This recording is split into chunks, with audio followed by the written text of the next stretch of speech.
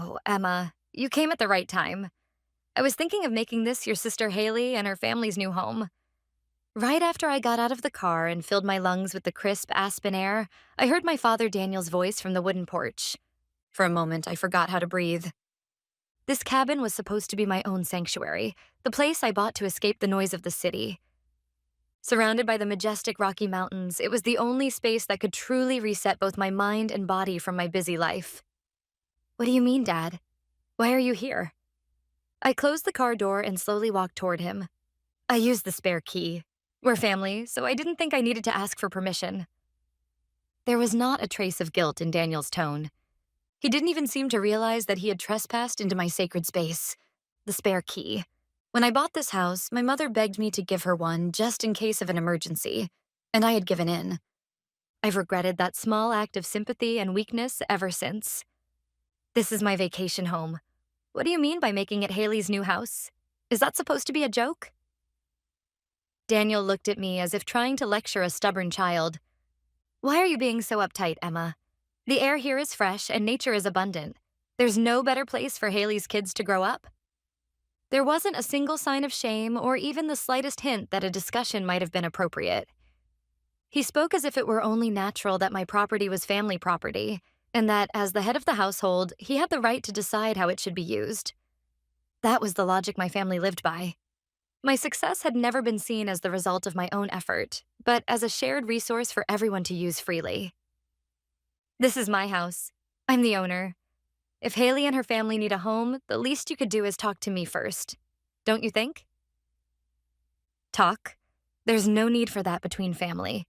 You already have that fancy penthouse in New York. You hardly ever use this place. If it's just sitting here empty, why not make it useful for the family? Don't you agree? I could feel the heat of anger rising to my throat, but I swallowed it back. Losing my temper here would only give them what they wanted. I needed to stay calm and confirm the facts. I walked past Daniel, opened the heavy oak door, and stepped inside the house. Then I immediately noticed something strange.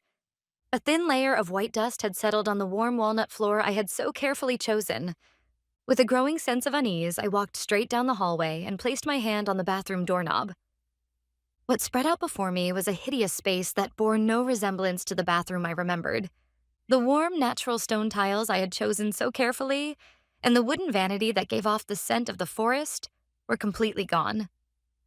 In their place, cold, glossy white marble covered everything from floor to wall, and the bathtub had been replaced with a gaudy, over-decorated monstrosity with tacky golden claw feet.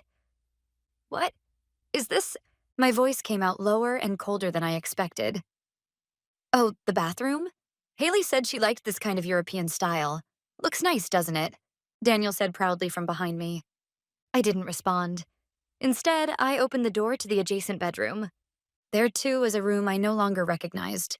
The calm, earth-toned walls I had chosen for meditation were now covered in Haley's favorite pastel pink damask wallpaper, and the spot by the window where I used to sit in my beloved leather armchair to read quietly had been replaced by a massive vanity surrounded by a blinding frame of Hollywood-style lights. It felt as though my space, my values, and even my very existence were being painted over with layers of vulgar pink and gold. It was an unbearable kind of violence. How wonderful, Dad. It's such a Haley-like room. I turned around slowly, forcing myself to sound calm. Daniel completely missed the meaning behind my words and replied with pride. Right? It's my gift to celebrate Haley's new beginning. She's going to love it. I took a slow, deep breath. Yelling or crying wouldn't change anything. It would only end with the same old accusations. You're so cold. Don't you care about family? And I'd once again be cast as the villain. Years of experience had taught me that. What's wrong, Emma? Why so quiet? Don't you like my present for Haley's family? I turned my back to him and stood in front of the massive vanity. The face staring back at me in the mirror looked shockingly composed. Dad, cancel this renovation and restore everything to how it was. What are you talking about, Emma? It's almost finished. Haley's been looking forward to it. I'll speak to Haley myself. This is my house. I'm not giving it to anyone. Through the mirror, I could see Daniel's face turning red with anger. How dare you speak to your father like that? When did you become such a cold-hearted person? Those words no longer reached me. I took my smartphone out of my pocket and began to dial. Hello, is this a construction? This is Emma Parker, the property owner. Yes, I'm at the site right now. I'm sorry, but I need you to stop all work immediately. Effective today. After hanging up, a heavy silence filled the space between me and my father, who stood frozen in shock. On his face, there was not just anger, but genuine confusion and helplessness. He had never imagined that the obedient daughter he knew would go this far. Without giving Daniel another glance, I got into my car. As I drove away, I kept thinking, this was no longer just selfish behavior. It was an unforgivable violation of my property, my time, and my peace of mind. If things continued like this, they would consume everything I had. This had to end. For them to finally stand on their own feet. And above all, for me to reclaim my life and my dignity. I would no longer endure the selfish exploitation carried out in the name of family. My peace of mind could only be built on this unshakable decision. The fact that I had unilaterally canceled the renovation of the mountain cabin quickly reached the ears of the rest of the family through my father.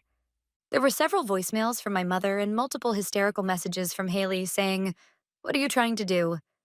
But I ignored them all. And 3 days later, I was sitting at my office desk staring at a real estate list spread out before me. The header read, "List of owned properties." It contained the properties owned by my company. Across from me sat my attorney, Jordan Reed. He was reviewing the list with sharp eyes and said in a calm voice, "The list looks accurate, Emma. I've verified every registration record. The ownership of all these properties is completely under your company's name. Legally, nothing can stop you from proceeding." "Thank you, Jordan. You're as quick as always." "That's my job," he said with a shrug, then slid another stack of documents to the center of the table. "And this is the final draft of the letter for your family." I picked up the stack of papers. Each page bore the typed names of my father, mother, brother, and sister. It wasn't just a pile of documents. It was a surgical blade, meant to sever the distorted bond that tied me to my family. A plan that Jordan and I had carefully orchestrated. "Are you sure about this?" For the first time, he spoke not as my lawyer, but as my friend. "Once you send this, there's no turning back. They might resent you for the rest of their lives." I had long since accepted that. What I feared was not their hatred. What I feared was allowing their dependence to consume my life until the day I ended up hating them completely. I had to end it before that happened. I turned to Jordan and spoke clearly. "I have no doubts anymore." "Understood," he said, standing up. "Then we'll have it sent out tomorrow morning. Everyone should receive their copy the following day." At those words, I quietly closed my eyes. 2 days later, my smartphone began to ring loudly. The first letter had likely reached my parents' house in the suburbs of New York. The name displayed on the screen was my mother's. I took a deep breath, gathered my resolve, and swiped to answer. "Hello? Emma, please help us." My mother's half-hysterical scream burst through the speaker so loudly it nearly shattered my eardrum.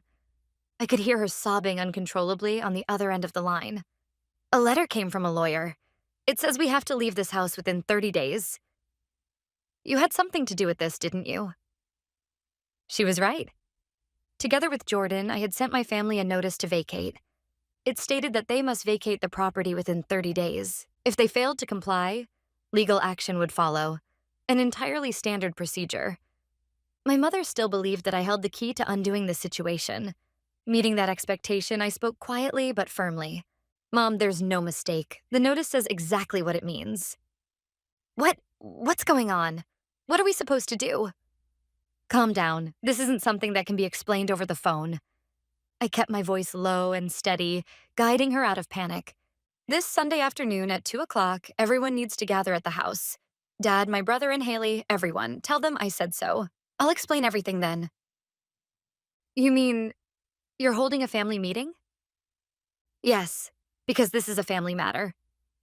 My tone left no room for argument. For a moment, my mother was silent. Then, in a faint voice, she said, "All right," and the call ended. My phone kept ringing afterward, calls from my siblings, but I ignored every single one. For the next few days, I cut off all contact with my family.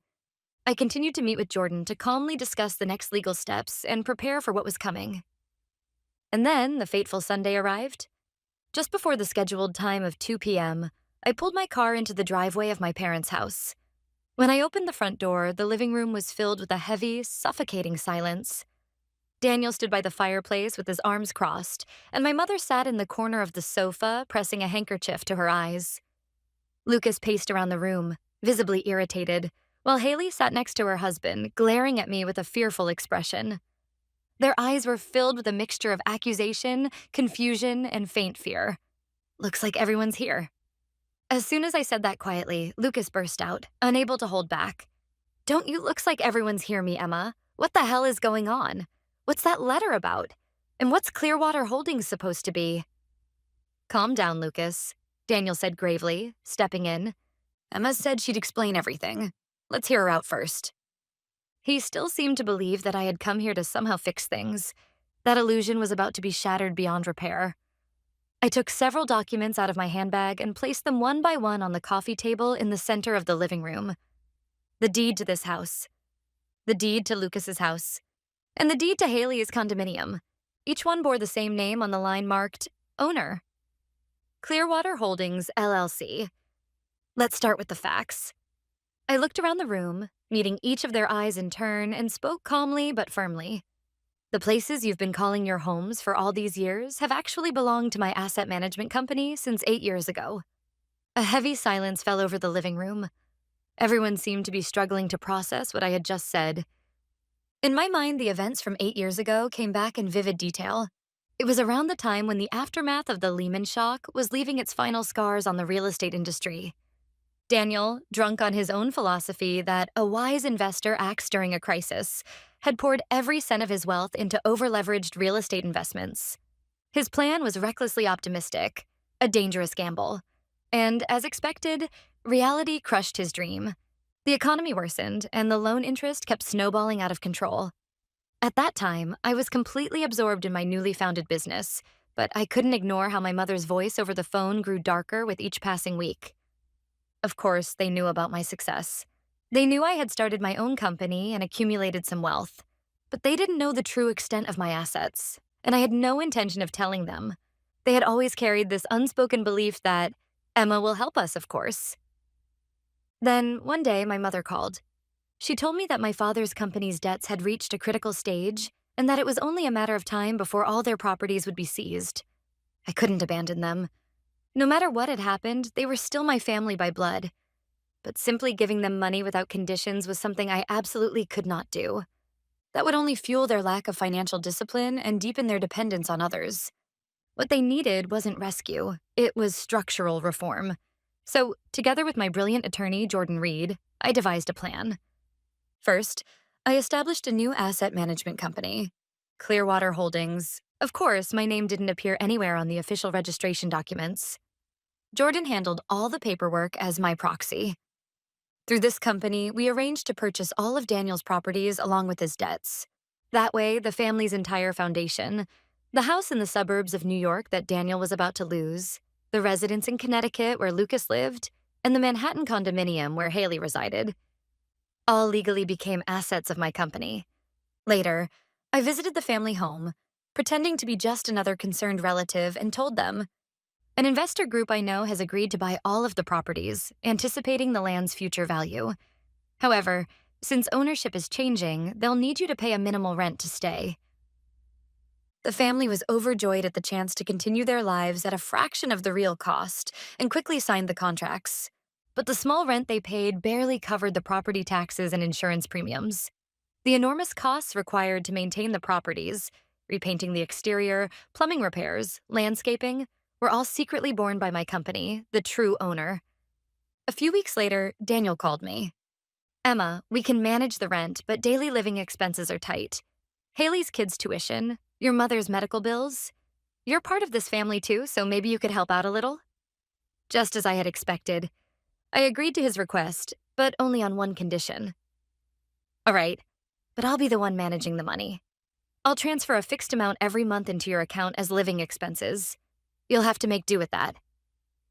They accepted those terms, and so they paid rent to my acquaintance's investment group, while receiving an equal amount from me as living expenses. In other words, they were living comfortably on an invisible safety net I had created, practically rent-free. And they only grew more entitled. 8 years of free housing, a life built entirely on my sacrifice. Yet in Daniel's mind, all of it had become nothing more than a right. And now, they had tried to seize even my sanctuary in the mountains without a single word of consultation. I had reached my limit. This warped relationship, this endless chain of exploitation had to end here. That was why, with Jordan's help, I executed this plan. The first to break the silence was Lucas. He glanced between the property deeds on the table and my face, then spoke in a voice full of disbelief. Wait a second, Emma. Your asset management company? Don't tell me this investor group you mentioned, it was you all along? There was no anger in his tone yet, only confusion. That's right. 8 years ago, I took over all your debts and purchased every property. For the past 8 years, you've been living in my houses, nothing more. What? Daniel barely managed to speak. Then the rent we've been paying every month? Yes, that money has been going straight into my company's account as well. At that, Lucas's confusion turned into fury. He slammed his fist on the table and shouted, "You've got to be kidding me. Then this whole thing is one big scam. You deceived us and stole the family's property right out from under us." Stole? I repeated his words calmly. Think back, Lucas. 8 years ago, this family's fortune was already collapsing. The bank was about to take everything. If I hadn't stepped in, where do you think you'd be living now? Even so, you could have handled it differently. Why didn't you just tell us the truth? Why pretend to be someone else? Why make us feel like we were taking charity? I looked around the room, meeting each of their eyes, and finally said what I had kept buried for years. Because I knew exactly what would happen if I told you the truth. You would have treated my assets as your own and started draining them dry. I would have become the family's ATM, forever exploited by the people I love. Isn't that right? No one could answer my quiet question, because deep down they already knew the inconvenient truth. My calm words were the spark that shattered the frozen tension in the room. Haley's lips trembled as she screamed in a high, shaking voice, Then where are we supposed to live? If this house and my condominium both belong to you, are you saying we should live on the street? You're awful. This is cruel. Her hysterical cries triggered Lucas's explosion of anger. How dare you say that? Don't act like you did us some favor. You didn't save us. You wanted to control us. You kept us under your thumb for 8 years. You must have enjoyed every second of it. And finally, Daniel, the man who had tried to maintain his dignity as the head of the family, tore off his mask. His face turned crimson as he pointed a trembling finger at me. Enough, Emma. Don't forget who raised you. I paid for your college, I taught you the basics of business, and this is how you repay me? This house belongs to the Parker family. It's not yours alone. In the corner of the sofa, my mother, Helen, pleaded through her tears. Please, Emma, think this over. We're family, aren't we? No matter what's happened, you can't just throw your family out of their home. That's too cruel. Shouting, accusations, desperate tears. Every emotional weapon they possessed was hurled at me all at once. But none of it reached me anymore. I rose quietly to my feet and picked up a copy of the Notice to Vacate that still lay on the table. I understand how you all feel, but those are your emotions, not facts. I placed the document down in front of my father. And this isn't about emotions, it's about law and reality. This notice is fully valid under the law. You have 30 days.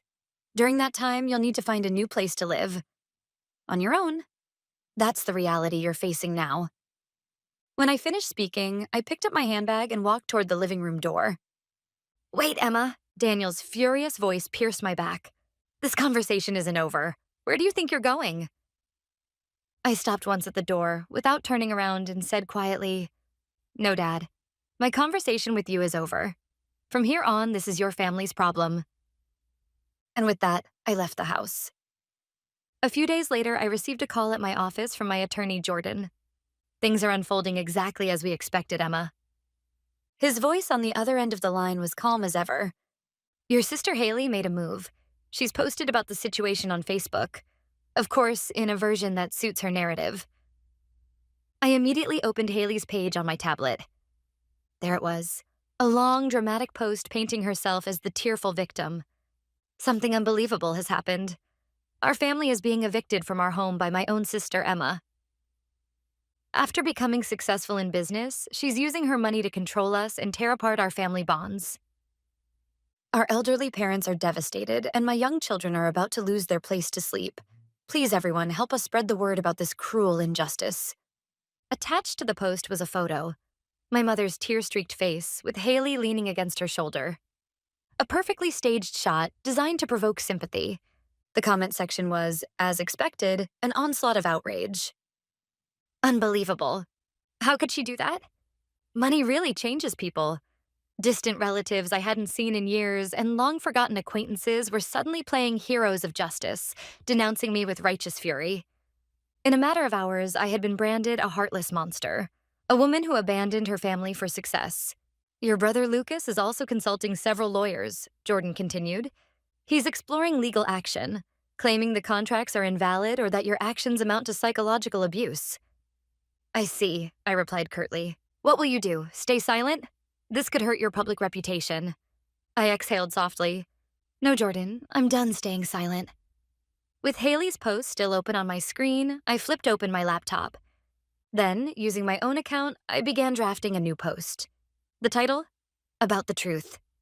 I wrote everything, calmly, factually, with supporting evidence. I attached scanned copies of property deeds and portions of bank transaction records, all properly redacted and fully legal to share. And at the end, I concluded with these words. I don't want to throw my family out. I only want to draw a boundary. To protect the wealth I built with my own effort, and to protect my life from endless demands. For the past 8 years, they have lived entirely on my financial support, without paying a single cent in rent. Is ending that support truly an act of cruelty? I'd like to hear your thoughts.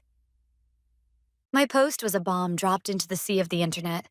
Those who had filled Haley's page with sympathetic comments began to fall silent, or even retract their words. In contrast, my post was flooded with messages of praise and support. Well said. That's the truth. Being family doesn't give them the right to take advantage of you. And more than anything, my post delivered the final blow to my family. For the first time, they were forced to face the fact that the story they had believed in held no weight in the eyes of the world. The sympathy that had once poured into Haley's post vanished, replaced by cold, questioning voices. What's the real story? Are those property records authentic? This wave of social judgment taught them the truth far more powerfully than any words I could have said. During the remaining 3 weeks before the eviction deadline, the Parkers lived in silence, each of them forced to confront their own future. None of them contacted me again. They had finally realized that no hero was coming to save them.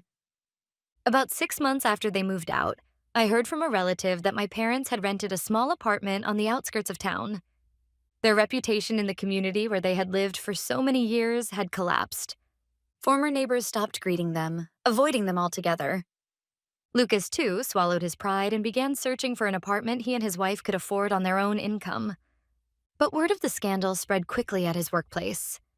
The looks from colleagues and clients turned from friendly to a mix of pity and contempt, and before long, he was forced to resign. Haley, along with her husband and children, left Manhattan and found a cheaper place in the suburbs.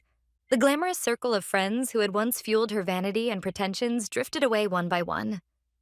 She became isolated, both in real life and online. They all lost the audience called society that had sustained their pride and illusions. That social reckoning spoke louder than anything I could have ever said, teaching them the weight of their own mistakes. Whether we will ever rebuild a new relationship as independent individuals, I don't yet know. But for the first time in my life, my heart was filled with genuine, peaceful calm.